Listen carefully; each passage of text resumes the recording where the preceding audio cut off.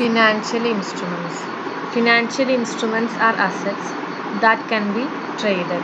It is a monetary contract between two parties which can be traded and settled. For one party, the buyer, it is an asset, and to the other party, that is the seller, it is a liability. അതായത് financial instruments പറഞ്ഞാൽ അതിനെ നമുക്കൊരു asset എന്നോ ഒരു package of capital എന്നോ പറയാം. For example commodities, shares, bonds and derivatives. Financial instruments on the basis of time we can divide it as short term, medium term and long term instruments. There are two types of financial instruments, primary and secondary. In primary we can see equity shares, preference shares and debentures. Secondary instruments are time deposit, mutual fund and insurance. Indian financial system വേറൊരു component ആണ് financial services. Financial services includes hire purchase, installment, joint ventures, credit rating, leasing, factoring, forfaiting and underwriting. Hire purchase എന്ന് പറഞ്ഞു കഴിഞ്ഞാൽ it is an arrangement for buying expensive consumer goods.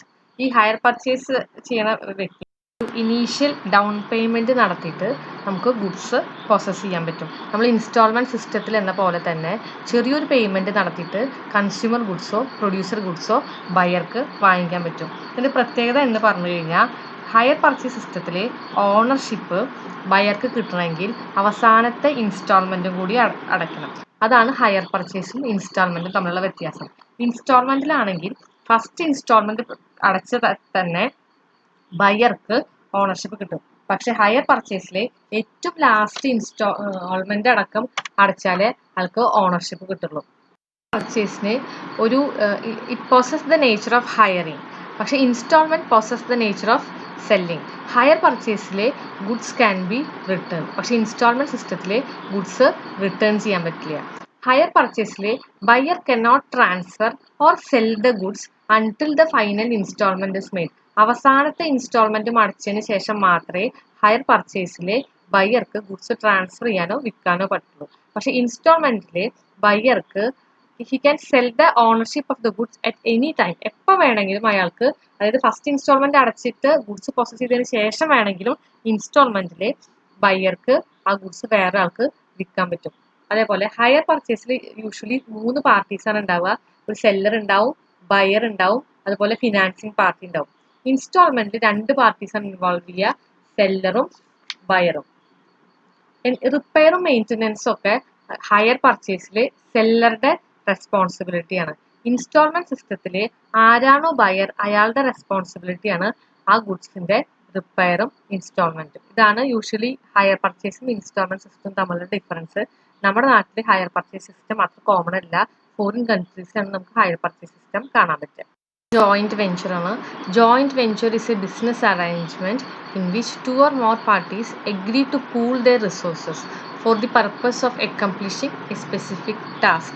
2 parties അവരുടെ resource എല്ലാം ഉപയോഗിച്ചിട്ട് ഒരു specific ടാസ്കിന് വേണ്ടിയിട്ട് അവർ capital raise ചെയ്യുന്നു. സാധാരണ ജോയിൻറ്റ് വെഞ്ചേഴ്സ് എല്ലാം ന്യൂ ഐഡിയാസും ടെക്നോളജീസും ഹൈ റിസ്ക് പ്രൊജക്റ്റുമാണ് ജോയിൻറ്റ് വെഞ്ചേഴ്സിൽ നമുക്ക് കാണാൻ പറ്റുക. ജോയിൻറ്റ് വെഞ്ചേഴ്സിൽ 2 പാർട്ടീസ് ഇൻവോൾവ് ചെയ്യും പറഞ്ഞു. ഈ 2 പാർട്ടീസും ചിലപ്പോൾ ഒരേ ഇൻഡസ്ട്രിയിലുള്ള ആൾക്കാരായിരിക്കാം, അല്ലെങ്കിൽ വ്യത്യസ്തമായ ഇൻഡസ്ട്രിയിൽ നിന്നുള്ള ആൾക്കാർ ജോയിൻറ്റ് ചെയ്തിട്ടാവും ജോയിൻറ്റ് വെഞ്ചേഴ്സ് ഫോം ചെയ്യുക. അങ്ങനെ ഫോം ചെയ്യുമ്പോൾ അതിൻ്റെ പ്രത്യേകത എന്ന് പറഞ്ഞു കഴിഞ്ഞാൽ they will generate A competitive advantage over other players. ഇതിലേതെങ്കിലും ഒരു വ്യക്തിക്ക് വളരെയധികം കോമ്പറ്റീറ്റീവ് അഡ്വാൻറ്റേജ് ഉണ്ടെങ്കിൽ മറ്റേ വ്യക്തിനെ അത് സ്വാധീനിക്കുകയും ചെയ്യും. അവർക്കവിടെ വെഞ്ചർ നല്ല ഭംഗിയായിട്ട് മുന്നോട്ട് കൊണ്ടുപോകാനും സാധിക്കും. Next is credit rating. Credit rating assesses the credit worthiness of an individual, corporation or even a country. Credit rate ചെയ്യുക പറഞ്ഞാൽ ഒരു വ്യക്തിയുടെയോ അല്ലെങ്കിൽ ഒരു രാജ്യത്തിൻ്റെയോ ഒരു സ്ഥാപനത്തിൻ്റെയോ ക്രെഡിറ്റ് വർത്തിനെസ് മെഷർ ചെയ്യണം. എങ്ങനെ ഒരാളുടെ ക്രെഡിറ്റ് വർത്തിനെസ് മെഷർ ചെയ്യുക? അയാളുടെ മുമ്പത്തെ പാസ്റ്റ് ഫിനാൻഷ്യൽ റെക്കോർഡ്സും അയാളുടെ ഹിസ്റ്ററിയും ഒക്കെ എടുത്തിട്ടാണ് അയാളുടെ ക്രെഡിറ്റ് വർത്തിനെസ് നമ്മൾ മനസ്സിലാക്കുക. വർത്തിനെസ് മെഷർ ചെയ്തിട്ട് നമ്മൾ ഒരു രാജ്യത്തിനോ അല്ലെങ്കിൽ ഇൻഡസ്ട്രിക്കോ ഒരു പെർട്ടിക്കുലർ ഗ്രേഡ് കൊടുക്കും. AAA എന്ന് പറഞ്ഞു കഴിഞ്ഞാൽ നമുക്ക് മനസ്സിലാക്കാം നന്നായിട്ട് വിശ്വസിക്കാൻ പറ്റുന്ന രാജ്യമാണ്. AA എന്ന് പറഞ്ഞു കഴിഞ്ഞാൽ കുറച്ചും കൂടി റേറ്റിംഗ് കുറവുള്ള. ഇങ്ങനെ വ്യക്തികളെയും ഇൻസ്റ്റിറ്റ്യൂഷൻസിൻ്റെയും ഫിനാൻഷ്യൽ ഹിസ്റ്ററി മനസ്സിലാക്കിയിട്ട് അവരെ റേറ്റ് ചെയ്യണതിനാണ് ക്രെഡിറ്റ് റേറ്റിംഗ് എന്ന് പറയാം. അടുത്തത് ലീസിംഗ് ആണ്. ലീസിംഗ് എന്ന് പറഞ്ഞാൽ നമുക്കറിയാം, it is a contract whereby the owner of an asset grants to another party the right to use the asset usually for an agreed period of time in return for the payment of the rent. ഒരു വ്യക്തി അയാളുടെ asset വേറൊരു വ്യക്തിക്ക് ഉപയോഗിക്കാൻ കൊടുക്കണം. എങ്ങനെയാണ്? In return for a payment of rent. ഒരു വാടക കൊടുത്തിട്ട് നമ്മൾ നമ്മുടെ അസെറ്റ് വേറൊരാൾക്ക് ഉപയോഗിക്കാൻ കൊടുക്കുന്നതിന് നമ്മൾ ലീസിംഗ് എന്ന് പറയാം. It can be for short period or it can be for long period. പിന്നെ അതുപോലെ തന്നെ ഡിഫറെൻറ്റ് ടൈപ്സ് ഓഫ് ലീസിംഗ് ഉണ്ട്. Financial lease, operating lease, leverage lease, cross border lease, sale and lease back. ഇതൊക്കെ next ചാപ്റ്ററിൽ നമ്മൾ പഠിക്കും. Factoring is a method by which the seller appoints a person known as factor to collect the debts on behalf of the seller. Seller ബയർക്ക് goods വിൽക്കും. അപ്പോൾ goods വിൽക്കുന്നത് ചിലപ്പോൾ ക്രെഡിറ്റിനായിരിക്കാം goods വിൽക്കുന്നത്. അപ്പോൾ കുറേ കാലം കഴിഞ്ഞിട്ടാണ് നമ്മുടെ ബയ്യർ സെല്ലർക്ക് പൈസ കൊടുക്കുക. അപ്പോൾ ഈ ക്യാഷ് കളക്ട് ചെയ്യാൻ വേണ്ടിയിട്ട് സെല്ലർ അപ്പോയിൻറ്റ് ചെയ്യണ ഒരു ഫിനാൻഷ്യൽ ഇൻസ്റ്റിറ്റ്യൂഷനാണ് നമ്മൾ പറയുന്നത് ഫാക്ടർ എന്നുള്ളത്. അല്ലെങ്കിൽ ഒരു പാർട്ടീനെ പറയുന്ന പേരാണ് ഫാക്ടർ. ഫോർഫെയ്റ്റിംഗ് നമ്മൾ കാണുക ഇൻ്റർനാഷണൽ ബിസിനസ്സിലാണ്. ഇൻ്റർനാഷണൽ ബിസിനസ്സിൽ നമുക്കറിയാം, ഒരു എക്സ്പോർട്ടർ ഉണ്ടാവും, ഒരു ഇമ്പോർട്ടർ ഉണ്ടാവും. എക്സ്പോർട്ടറുടെ ഗുഡ്സ് അയക്കണം. അപ്പോൾ ഇമ്പോർട്ടർ എക്സ്പോർട്ടർക്ക് എന്ത് കൊടുക്കണം? ക്യാഷ് കൊടുക്കണം. ചിലപ്പോൾ ഇമ്പോർട്ടർക്ക് പൈസ കൊടുക്കുന്നത് അപ്പം തന്നെ ഉണ്ടാവില്ലെങ്കിൽ ഒരുപാട് സമയത്തിന് ശേഷമായിരിക്കും ഇമ്പോർട്ടർ എക്സ്പോർട്ടർക്ക് പൈസ കൊടുക്കുക. പക്ഷെ അവിടെ എക്സ്പോർട്ടർക്ക് പൈസയ്ക്ക് അത്യാവശ്യം ഉണ്ടെങ്കിൽ എക്സ്പോർട്ടറുടെ മീഡിയമും ലോങ് ടേം ഫോറിൻ അക്കൗണ്ട്സ് റിസീവബിളും ഒരു ഡിസ്കൗണ്ടിനെ ഫോർഫെയ്റ്റർ എന്ന് പറഞ്ഞ ഒരാൾക്ക് വിൽക്കുന്നു. അപ്പോൾ ഈ ഫോർഫെയ്റ്റർ ഒരു ഡിസ്കൗണ്ടിന് ഈ അസറ്റ്സ് ഒക്കെ വാങ്ങിച്ചിട്ട് പൈസ ഇമ്മീഡിയറ്റ് ആയിട്ട് എക്സ്പോർട്ടർക്ക് കൊടുക്കും. അതായത് ഇമ്പോർട്ടർ ക്യാഷ് കൊടുക്കുന്നതിന് മുമ്പേ തന്നെ ഫോർഫെയ്റ്റർ എക്സ്പോർട്ടർക്ക് പൈസ കൊടുക്കും. മെച്യൂരിറ്റി പീരീഡ് ആകുമ്പോൾ ഇമ്പോർട്ടർ ഫോർഫെയ്റ്റർക്ക് പൈസ കൊടുക്കും. അതായത് ഈ ട്രാൻസാക്ഷനിൽ എക്സ്പോർട്ട് ട്രേഡിൽ എക്സ്പോർട്ടറും ഇമ്പോർട്ടറും കൂടാണ്ട് മൂന്നാമത് എക്സ്പോർട്ടറെ ഫിനാൻസ് ചെയ്യണ ഒരു തേർഡ് പാർട്ടീനെ പറയുന്ന പേരാണ് ഫോർഫെയ്റ്റർ. അണ്ടർ റൈറ്റിംഗ്, ഇത് നിങ്ങൾക്കൊരു ഫെമിലിയർ ടേം ആയിരിക്കും. നമുക്കറിയാം, കമ്പനീസൊക്കെ അവരുടെ ഷെയർസും പ്രിഫറൻസ് ഷെയർസും ഇക്വിറ്റി ഷെയർസൊക്കെ ഇഷ്യൂ ചെയ്യും. അങ്ങനെ ഇഷ്യൂ ചെയ്യുമ്പോൾ എല്ലാ ഷെയർസും പബ്ലിക് വാങ്ങിച്ചോളണം എന്നില്ല. അപ്പോൾ അണ്ടർ റൈറ്റിംഗ് ഏജൻസി പറഞ്ഞാൽ ഒരു ഫിനാൻഷ്യൽ ഇൻസ്റ്റിറ്റ്യൂഷനാണ്, ഒരു ഫിനാൻഷ്യൽ ഏജൻസിയാണ്. അവർ വന്നിട്ട് കമ്പനീസിൻ്റെ അടുത്ത് പറയും, നിങ്ങളുടെ ഏതൊക്കെ ഷെയർ ആണോ പബ്ലിക് വാങ്ങിക്കാത്തത് ആ ഷെയർസൊക്കെ ഞങ്ങൾ വാങ്ങിച്ചുകൊണ്ടിരുന്നത്. Underwriter is a financial agency agrees to buy that part of company issues which are not subscribed to by the public in consideration for a specified underwriting commission. Among components, നമുക്കറിയാം, Indian financial സിസ്റ്റത്തിൽ ഒത്തിരി institutions ഉണ്ട്, markets ഉണ്ട്, financial services ഉണ്ട്. ഈ കോമ്പോണൻസിൻ്റെ ഒക്കെ interaction എങ്ങനെയാണ്? They are inter dependent and interact continuously with each other. എല്ലാ കോമ്പോണൻസും അങ്ങോട്ടും ഇങ്ങോട്ടും ഇൻ്റർ ഡിപ്പെൻഡൻറ്റും ആണ്. അവർ അങ്ങോട്ടും ഇങ്ങോട്ടും കണ്ടിന്യൂസ്ലി ഇൻറ്ററാക്റ്റും ചെയ്യുന്നത്. Financial institutions and intermediaries mobilise savings. Intermediaries പറഞ്ഞു കഴിഞ്ഞാൽ ഇടനിലക്കാരാണ്. അപ്പോൾ നമ്മളൊക്കെ സേവേഴ്സാണ്, നമ്മുടെ പൈസയൊക്കെ വാങ്ങിച്ചു വെക്കുന്നത് ബാങ്കും അതുപോലത്തെ മറ്റുള്ള ഇൻസ്റ്റിറ്റ്യൂഷൻസ് ആണ്. അപ്പോൾ ബാങ്കും നോൺ ബാങ്കിങ് ഫിനാൻഷ്യൽ ഇൻസ്റ്റിറ്റ്യൂഷൻസിന് പറയുന്ന പേരാണ് ഇന്റർമീഡിയറീസ്. ഈ ഫിനാൻഷ്യൽ ഇൻസ്റ്റിറ്റ്യൂഷൻസിൻ്റെ ഇന്റർമീഡിയറീസിൻ്റെ ജോലി എന്താ? The mobilise the savings of the Xavier's and investors. അതേപോലെ തന്നെ financial intermediaries have close link with the financial market. ഈ ബാങ്കുകൾക്കും മറ്റുള്ള സ്ഥാപനങ്ങൾക്കും they have close link with the financial markets. രണ്ട് ടൈപ്പായിട്ടുള്ള ക്യാപിറ്റൽ മാർക്കറ്റും ആയാലും മണി മാർക്കറ്റായാലും അതിനൊക്കെ ആയിട്ട് നല്ല ബന്ധം ഫിനാൻഷ്യൽ ഇന്റർമീഡിയറീസിനുണ്ട്. അതേപോലെ തന്നെ they compete with each other. So financial സിസ്റ്റത്തിന് ഒരുപാട് ഫങ്ഷൻസ് ഉണ്ട്. First one mobilise and allocate savings. Individual ഇൻവെസ്റ്റേഴ്സിൻ്റെയും ഇൻസ്റ്റിറ്റ്യൂഷൻസിൻ്റെയും സേവിങ്സ് ഒക്കെ മൊബിലൈസ് ചെയ്യാനും അലോക്കേറ്റ് ചെയ്യാനും ഫിനാൻഷ്യൽ സിസ്റ്റം സഹായിക്കും. നമുക്ക് നമ്മുടെ നാട്ടിൽ ഒരുപാട് അവന്യൂസ് ഉണ്ട് where we can save our money. Savings അക്കൗണ്ടിലോ ഫിക്സഡ് ഡെപ്പോസിറ്റ് അക്കൗണ്ടിലോ ഷെയർസിലോ ഡിബഞ്ചേഴ്സിലോ ഇൻഷുറൻസ് ആയിട്ടോ ഒക്കെ നമുക്ക് നമ്മുടെ മണി സേവ് ചെയ്യാൻ പറ്റും. Helps to monitor the corporate performance.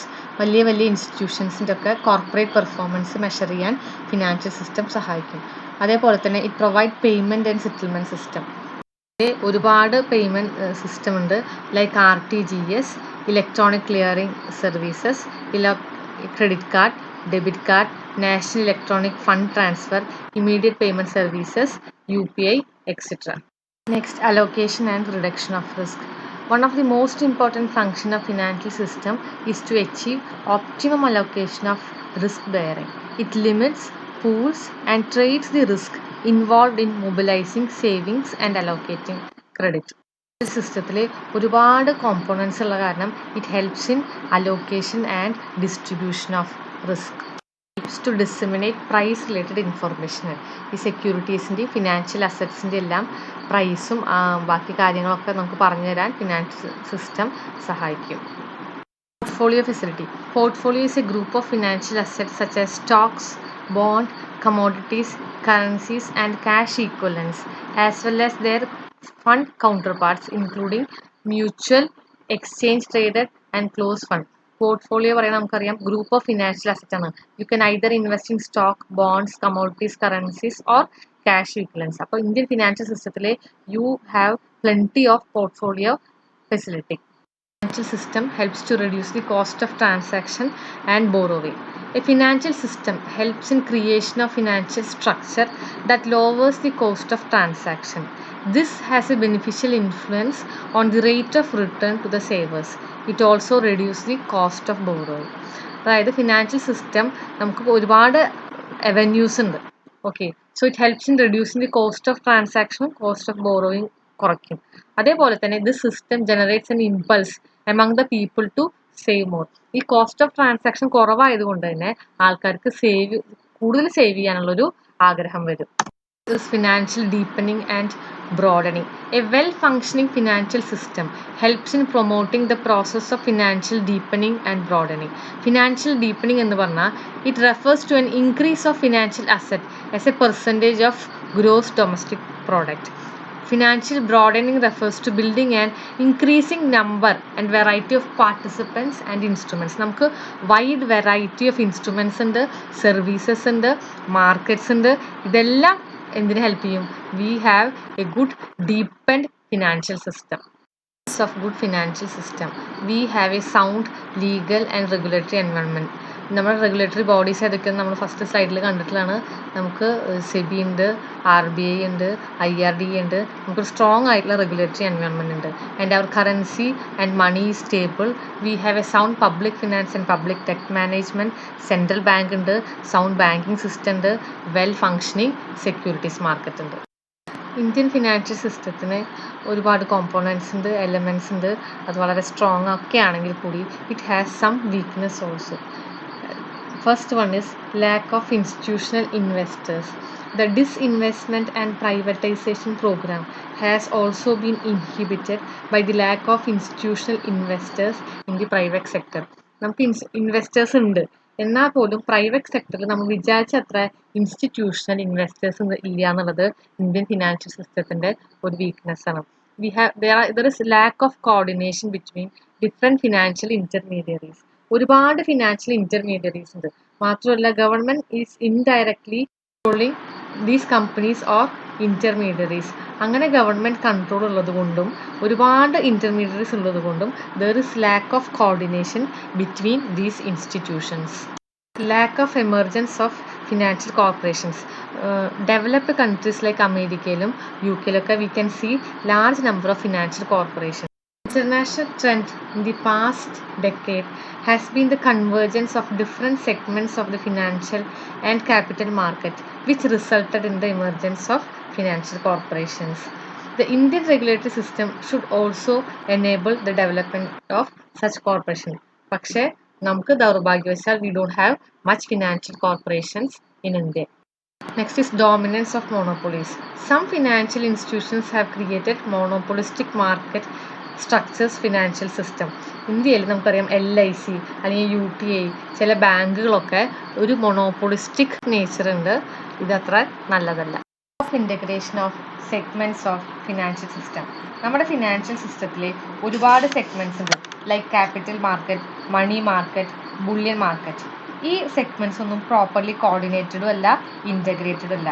ഇത് കോർഡിനേറ്റഡ് അല്ലാത്തത് കൊണ്ട് തന്നെ മൊത്തത്തിലുള്ള ഇന്ത്യൻ ഫിനാൻഷ്യൽ സിസ്റ്റത്തിൻ്റെ ഗ്രോത്തിനെയും ഡെവലപ്മെൻറ്റിനെയും അത് ബാധിക്കും. Independence of development bank.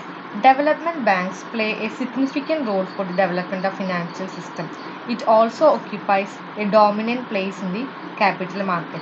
The industrial financing is done through these development banks by the government. നമുക്കറിയാം നമ്മുടെ നാട്ടിലുള്ള ഇൻഡസ്ട്രീസിന് വേണ്ടിയിട്ടുള്ള ഫിനാൻസ് ഒക്കെ നടക്കുന്നത് ഈ ഡെവലപ്മെന്റ് ബാങ്ക്സ് ആണ്. But they do not mobilize the savings of the people, which is a necessity for the growth of the finance system. ഈ ഇൻഡസ്ട്രീസിന് finance കൊടുക്കുക എന്നല്ലാതെ സാധാരണ ജനങ്ങളുടെ സേവിങ്സ് ഡെവലപ്മെന്റ് ബാങ്ക്സ് മൊബിലൈസ് ചെയ്യില്ല. പബ്ലിക് സെക്ടർ ഫേംസിന് നമ്മുടെ നാട്ടിൽ ഒരു ഡോമിനൻസ് ഉണ്ട്. സെക്ടർ ഫേംസിന് നമ്മുടെ നാട്ടിലൊരു ഡോമിനൻസ് ഉണ്ട്. The dominance of public sector finance firms inhibits the market four corporate control and the development of widely held board manage professional run companies. ഈ public sector ഫേംസിന്റെ dominance കൊണ്ട് professionally run ചെയ്യുന്ന കമ്പനീസിന്റെ ഗ്രോത്തിനെ ചിലപ്പോൾ അത് inhibit ചെയ്യും. Market irregularities take place in Indian financial system. Not only that, Indian capital market is inactive and erratic. It is not strong and dependable. Because of the regular scams and frauds, general public is not having faith in capital market. നമുക്കറിയാം നമ്മുടെ Indian capital market ഒരുപാട് market irregularities ഉണ്ട്. ഇത് എപ്പോഴും stable അല്ല, മാത്രമല്ല dependable അല്ല. ഒരുപാട് സ്കാമും ഫ്രോഡും ഒക്കെ നടക്കുന്നതുകൊണ്ട് തന്നെയാണ് ആൾക്കാർക്ക് അതിൽ വിശ്വാസമില്ലാത്തത്. And this is also one of the most important weakness of Indian financial system. Four small and new enterprises, പുതിയ ഓൺട്രപ്രണേഴ്സിനോ അല്ലെങ്കിൽ ചെറിയ എൻ്റർപ്രൈസസിനോ പെട്ടെന്ന് ഫണ്ട് റേസ് ചെയ്യാനോ അവർക്ക് വളരെ കോസ്റ്റ് കുറവിൽ ഫണ്ട് റേസ് ചെയ്യാനൊന്നും ഇന്ത്യൻ സിസ്റ്റത്തിൽ ഒരു സാഹചര്യമില്ല.